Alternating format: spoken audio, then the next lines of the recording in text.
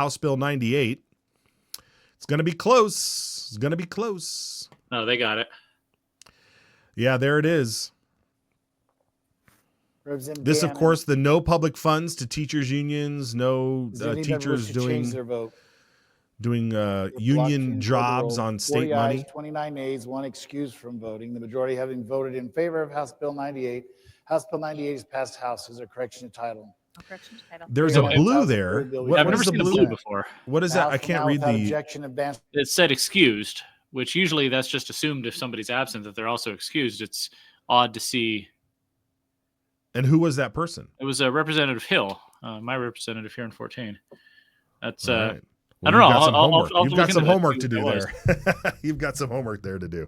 All right. I don't know if you were paying attention to some of the debate that was going on in there, Brian, but let's get everybody up to speed on this bill. This was this would stop public funds from going to teachers unions or to like help teachers in their union activities, so to speak. Right. Basically subsidizing union activities, which often includes political activities, including lobbying and yes, things like that.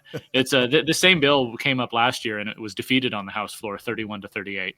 So it's great to see this flip. And another thing to watch is, what are the rates of people who voted for and against, and how much are they supported or opposed by the teachers union themselves? They're very politically active.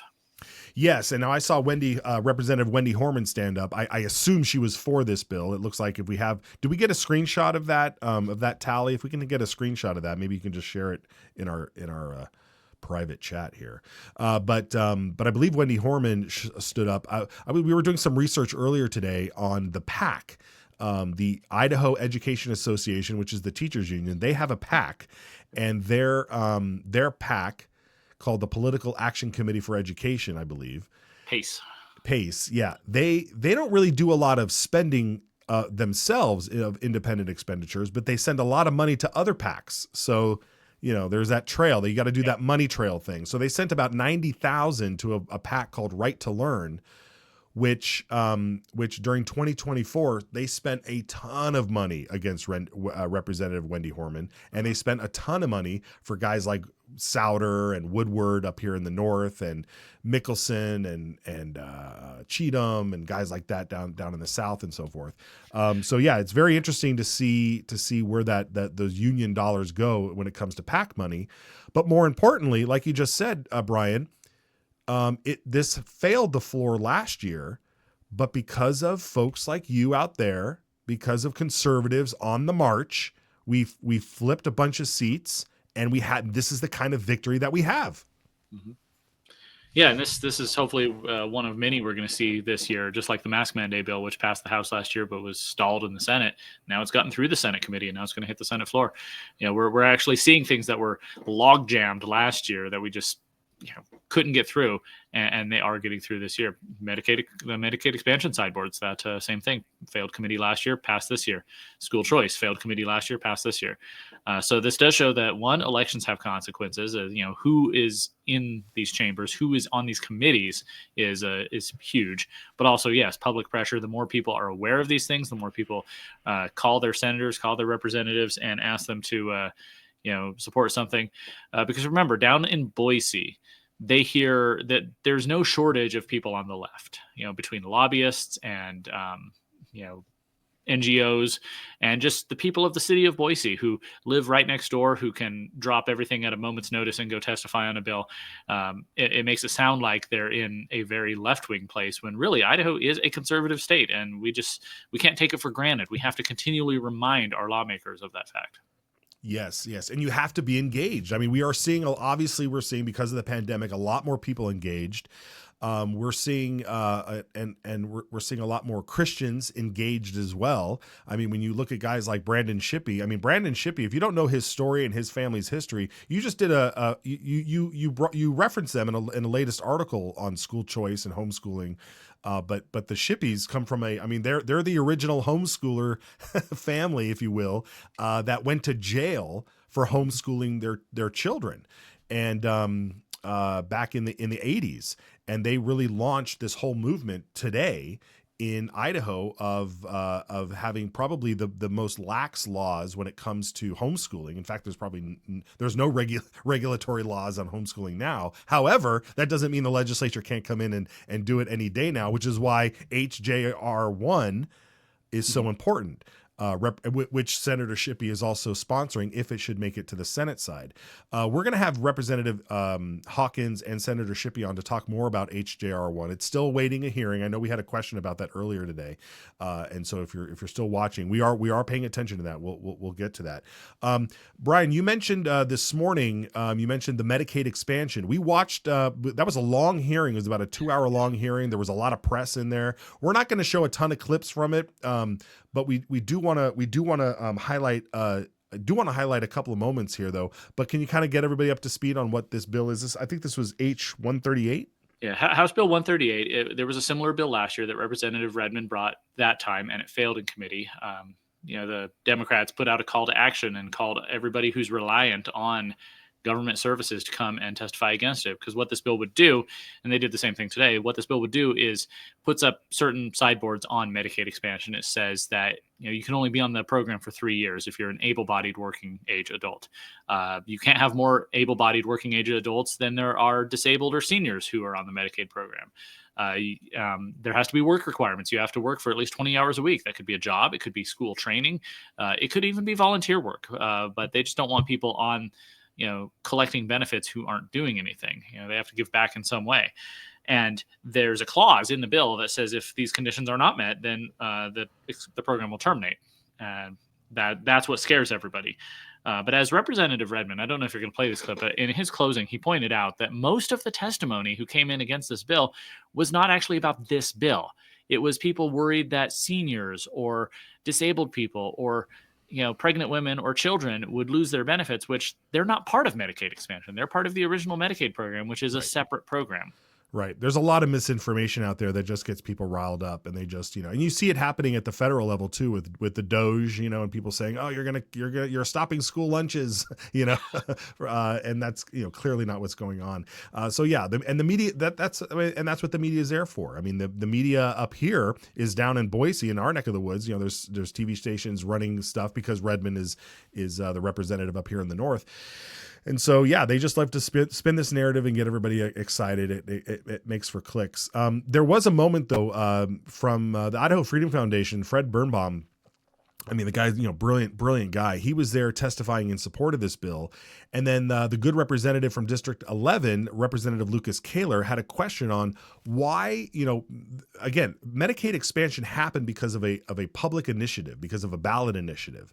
And it was the biggest, I guess, what do you call it when you swap something? The bait and switch. Bait and switch, yeah, was how much it was going to cost. They said this wasn't going to cost so much, and it has since tripled, maybe quadrupled since the original estimate of what the voters were voting on. And so Representative Kaler had a question about that for Mr. Fred Birnbaum. Let's just listen to that. So, question I've got: why was the budget miss so large? Mr. Birnbaum. Mr. Chairman, Representative Kaler, great question. So I think it's several things. Milliman did the estimate, and frankly, they got it wrong. And what they underestimated, and you can see that if you look at that page, the second page, annual cost per enrollee. So in fiscal 21, it was about $6,637, and now, at least based on the 26 requests, it's $12,461. They completely blew the estimate of services. And I think the reason for that, I'll just give you a simple analogy. If you went to the gas pumps and there are no prices, and you filled up your car and the bill just went to Idaho's Department of Transportation, you probably would not be price sensitive. There was a whole notion that if we expanded Medicaid, people wouldn't use the emergency room, they'd use less services. It just didn't pan out. And frankly, when people talk about access to health care, what we haven't seen is really an improvement in health outcomes nationally. We're told about a drug crisis, overdose crisis, a mental health crisis, and this is when we're spending billions of dollars.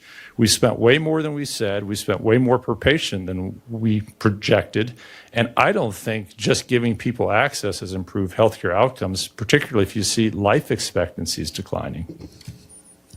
Boom. Yeah. Well done. Well put. Well put. I mean, you can't. I find it hard to argue with any of that, Brian.